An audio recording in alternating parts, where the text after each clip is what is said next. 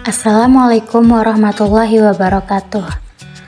Alhamdulillahirrabbilalamin. Wassalatu wassalamu ala asrofil anbiya'i wal mursalin wa ala alihi wa sahbihi ajmain. Amma ba'du. Pertama-tama yang paling utama, marilah kita bersyukur kepada Allah Subhanahu wa Ta'ala yang telah melimpahkan rahmat dan nikmatnya kepada kita semua, sehingga kita masih diberikan nikmat kesehatan, sehingga kita bisa melaksanakan aktivitas sehari-hari sebagaimana biasanya.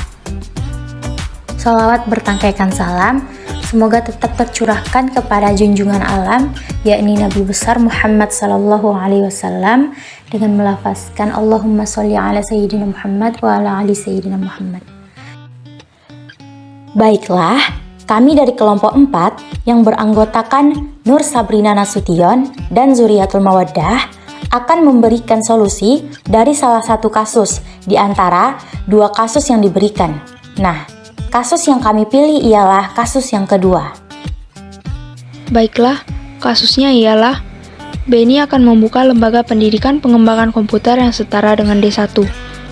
Lembaga ini terdiri dari 3 perminatan, yaitu teknik informatika, teknik komputer, dan rekayasa perangkat lunak. Di sini Beni akan menjadi pimpinan dari lembaga tersebut.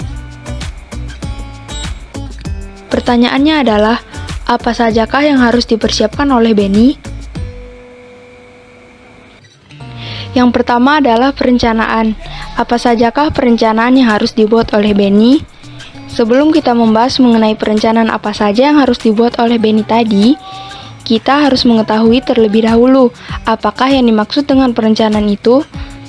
Perencanaan sendiri adalah pemilihan sekumpulan kegiatan dan pemutusan selanjutnya apa yang harus dilakukan, kapan, bagaimana, dan oleh siapa.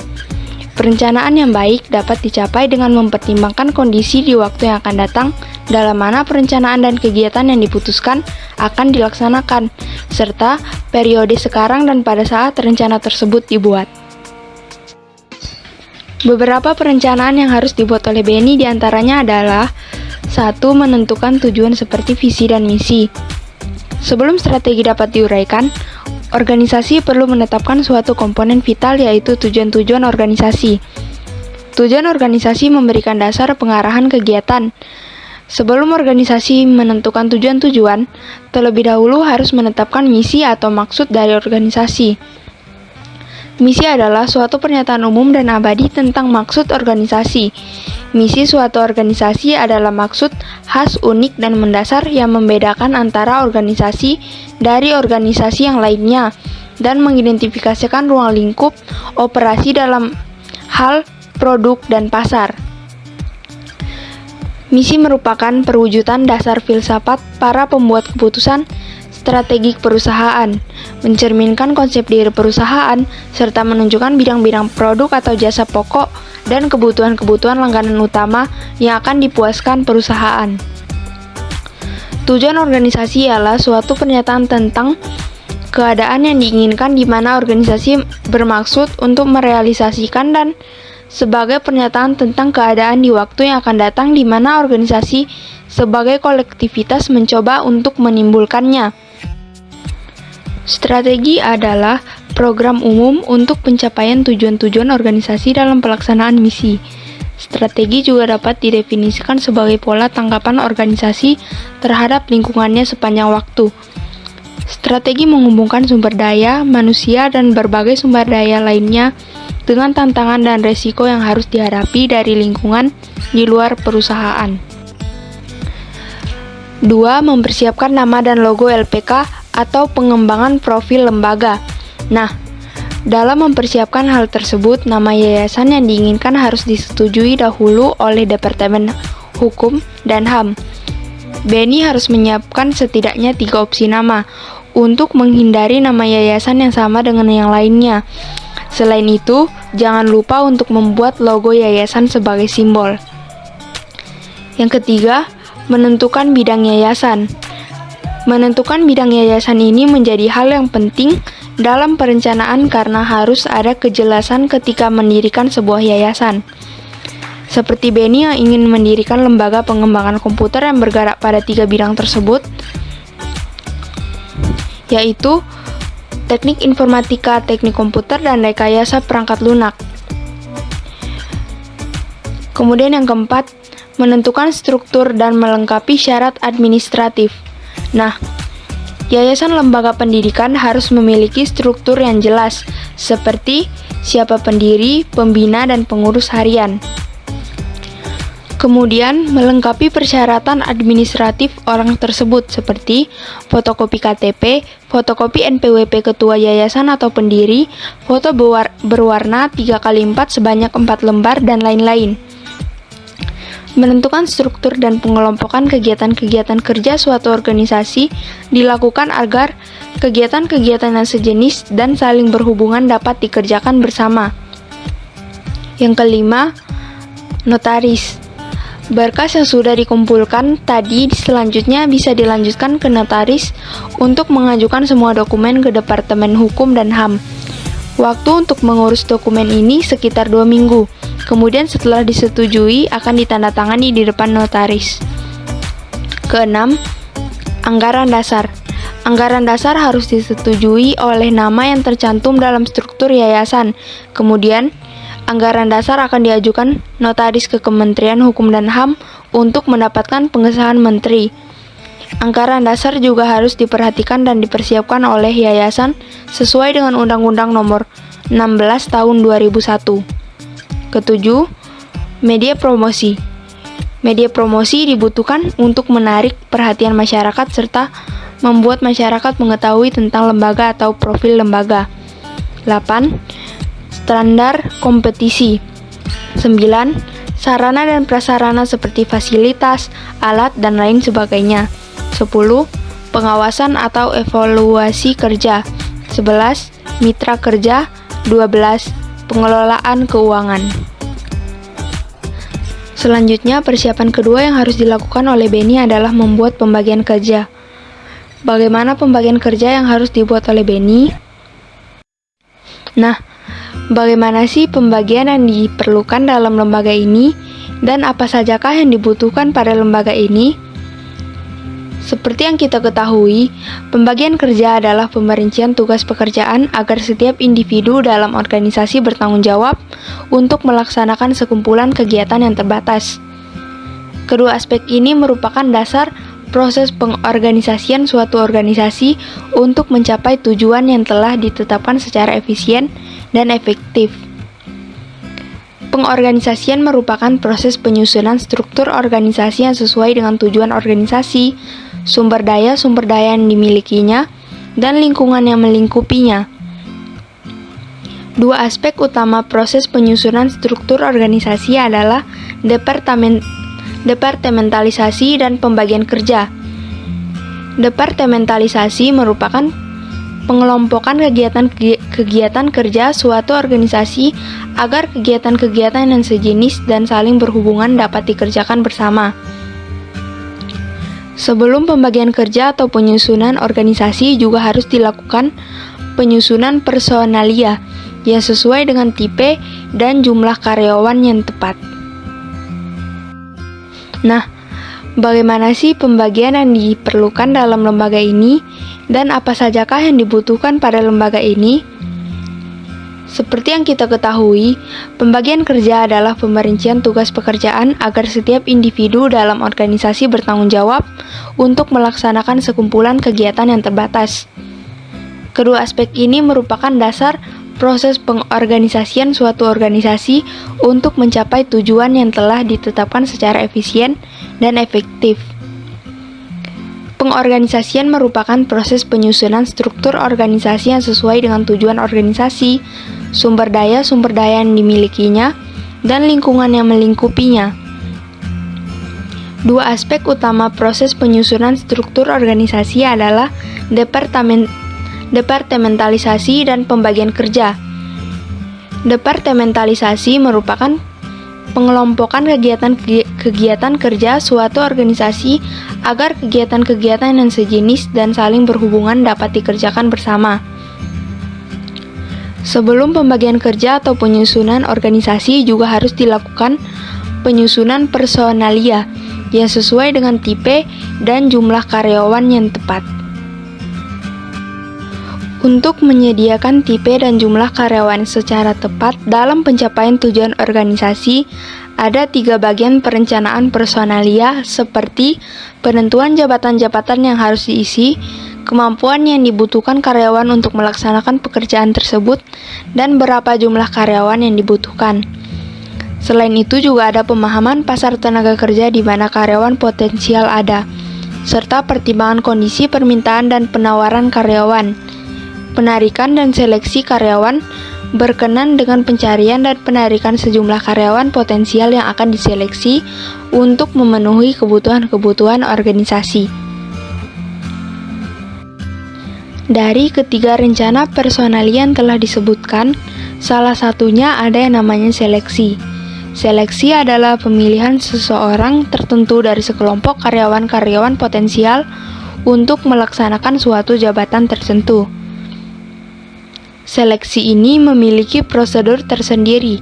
Nah, langkah-langkah dalam prosedur seleksi yang biasa digunakan adalah: pertama, ada wawancara pendahuluan, pengumpulan data-data pribadi, pengujian, wawancara yang lebih dalam, pemeriksaan referensi prestasi, pemeriksaan kesehatan, keputusan pribadi, dan orientasi jabatan. Kemudian, agar keberhasilan pengelolaan kursus dan pelatihan sebuah lembaga dalam menghasilkan produk yang berkualitas bisa tercapai, maka lembaga harus membentuk pegawai atau sumber daya manusia yang memiliki visi, misi, dan tujuan yang jelas, arah dan sasaran pencapaian serta emosi yang sama dalam mencapai target atau tujuan, di mana seluruh pegawai yang terlibat dalam setiap divisi harus memiliki tugas dan tanggung jawab bersama. Masing-masing harus menyadari akan pentingnya kebersamaan dalam teamwork. Untuk mencapai tata kelola yang baik, maka BNI harus membuat acuan kerja dengan membagi beberapa divisi sebagai petunjuk teknisi pengelolaan dan pelatihan peserta didik. Yang pertama ada divisi bidang humas dan pemasaran. Divisi ini mengupayakan bagaimana agar masyarakat tertarik dan dapat sebanyak-banyaknya mencari informasi dan mengetahui keberadaan dari lembaga pendidikan dan pelatihan komputer ini. Divisi hubungan masyarakat dan pemasaran dipimpin oleh seorang pembantu direktur bidang humas dan pemasaran dan mempunyai subbagian unit atau unit kerja yang mempunyai tugas dan tanggung jawab yang berbeda-beda agar dapat berfungsi secara optimal di dalam mencari perolehan peserta didik yang sebanyak-banyaknya seperti Customer Service Officer atau CSO, Marketing Service Officer atau MSO. Media promosi yang bisa digunakan divisi ini yaitu bisa turun langsung ke sekolah-sekolah melalui media elektronik serta radio atau koran. Yang kedua, ada divisi bidang akademik. Pada departemen ini terdiri dari A. Divisi Pembantu Direktur 2. Divisi Pembantu Direktur 2 ini adalah bidang akademik yang bertugas merencanakan program pembelajaran, kalender akademik, kurikulum, silabus, dan RPP yang nantinya akan dilaksanakan dalam proses pendidikan dan pelatihan. Menyusun roster atau jadwal pendidikan dan pelatihan, pembagian jam mengajar instruktur wali relevansinya dengan alokasi ruang, waktu, dan tenaga edukatif atau instruktur sesuai dengan keahlian dan kemampuan. B. Divisi Staf Administrasi Akademik. Divisi ini bertugas melaksanakan segala bentuk kegiatan yang bersifat administrasi, teknis, dan operasional baik dalam skala harian, bulanan, maupun tahunan. Melakukan pencatatan manual dan komputer mengenai pendaftar dan registrasi peserta didik. C. Divisi Staf Asisten Labor. Divisi ini memiliki tugas mengarsip dan mengagendakan materi atau bahan dan materi ujian yang akan diajarkan atau akan diujikan. D. Divisi Staf Instruktur. Divisi ini bertugas melaksanakan proses edukasi, pendidikan dan pelatihan terhadap peserta didik sesuai dengan jadwal dan alokasi ruang waktu atau tempat yang telah ditentukan. Mengawasi dan sekaligus mengevaluasi kelancaran proses pendidikan dan pelatihan peserta didik di ruang teori atau di labor komputer di lingkungan lembaga. Divisi staf perpustakaan.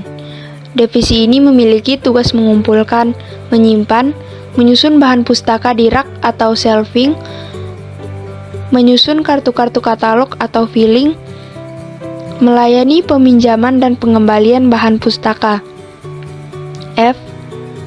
Divisi staf penelitian dan pengembangan atau lead bank. Divisi ini bertugas di bawah supervisi pembantu Direktur 1 bidang akademik, menjalankan fungsi penelitian dan pengembangan standar kompetensi lulusan atau SKL, kurikulum, silabus dan rencana pelaksanaan pembelajaran atau RPP, dan materi-materi pembelajaran serta metodologi pengajaran yang dikehendaki oleh lapangan pekerjaan. Setelah itu ada divisi bidang kesiswaan atau peserta didik. Pembantu Direktur 3 bidang kesiswaan atau peserta didik bertugas menyusun rencana kerja beserta estimasi anggaran untuk kegiatan kesiswaan selama proses pembelajaran ke depan. Memberikan saran, masukan, serta pertimbangan kepada manajer operasional dalam mengambil kebijakan bidang kesiswaan atau peserta didik. Melaksanakan pengarahan, bimbingan, dan wawasan kegiatan kesiswaan dalam rangka menegakkan tata tertib siswa atau peserta didik di lingkungan lembaga. Selain itu, divisi bidang kesiswaan juga memantau ketertiban siswa atau peserta didik pada saat proses belajar mengajar, pertukaran jam belajar dan waktu pulang dari lembaga, melakukan koordinasi dalam penanganan kasus siswa atau peserta didik yang berperilaku negatif dengan instruktur wali, instruktur lainnya yang terkait dengan memberi bimbingan dan konseling, pengembangan kehidupan pribadi, kehidupan sosial, kemampuan belajar dan pengembangan karir. Selanjutnya yaitu bidang sarana dan prasarana. Melaksanakan fungsi perencanaan sampai dengan pengawasan korelasinya dengan pengadaan dan penghapusan segala fasilitas dan peralatan penunjang kerja dan penyelenggaraan pendidikan dan pelatihan peserta didik di lingkungan lembaga. Melaksanakan fungsi perencanaan sampai dengan pengawasan korelasinya dengan pengadaan dan penghapusan segala fasilitas dan peralatan penunjang kerja dan penyelenggaraan pendidikan dan pelatihan peserta didik di lingkungan lembaga. Pada divisi ini dibantu oleh A. Staf logistik.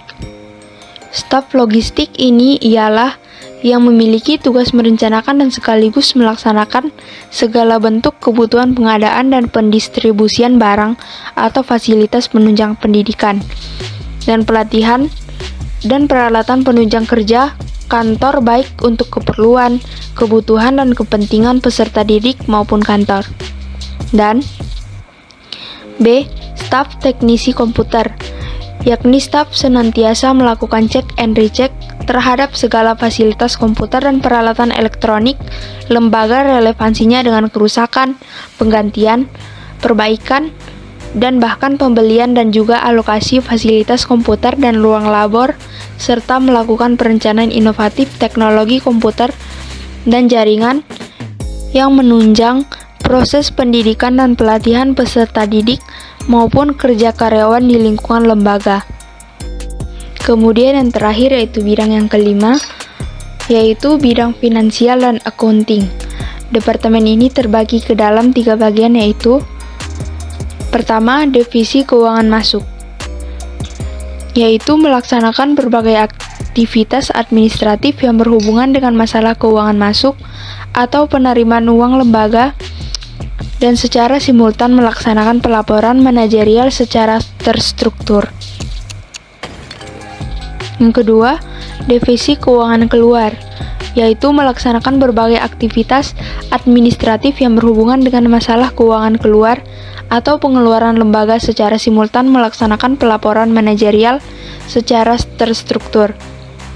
Yang ketiga, divisi pembukuan, melaksanakan berbagai aktivitas administratif yang berhubungan dengan masalah pembukuan, yaitu pencatatan pencatatan transaksi, pengklarifikasian atau peringkasan, penyajian laporan keuangan lembaga, dan secara simultan melaksanakan penganalisaan untuk pengawasan manajerial secara terstruktur. Selanjutnya ialah pengarahan. Nah, pengarahan seperti apa sih yang harus dilakukan oleh BENI? Sebelum kita memasuki teknik-teknik pengarahan, kita harus mengetahui apa dulu itu arti dari pengarahan tersebut. Nah, pengarahan ini ialah suatu tindakan untuk mengusahakan agar semua anggota kelompok berusaha untuk mencapai sasaran sesuai dengan perencanaan manajerial dan usaha. Teknik yang dapat dilakukan oleh BENI ialah yang pertama yaitu orientasi. Orientasi adalah cara pengarahan dengan cara memberikan informasi dengan tujuan untuk mengadakan pengenalan dan memberikan solusi atas berbagai masalah yang dihadapi agar tujuan tersebut tadi dapat terlaksana dengan baik. Orientasi ini bisa diberikan kepada pegawai baru dengan tujuan untuk mengadakan pengenalan dan memberikan solusi atas berbagai masalah yang dihadapinya. Teknik yang kedua ialah perintah. Perintah merupakan permintaan dari pimpinan kepada orang-orang yang berada di bawahnya. Bawahan tidak akan melakukan suatu pekerjaan jika tidak ada yang menyuruhnya, karena bawahan pasti takut salah dan takut tidak sesuai. Untuk itu, perintah dari BENI sebagai pimpinan sangat diperlukan, dan perintah dari BENI bisa membuat karyawan melaksanakan tugas sesuai instruksi. Yang ketiga adalah delegasi wewenang. Delegasi wewenang yaitu pelimpahan sebagian wewenang yang dimiliki oleh pimpinan kepada bawahannya.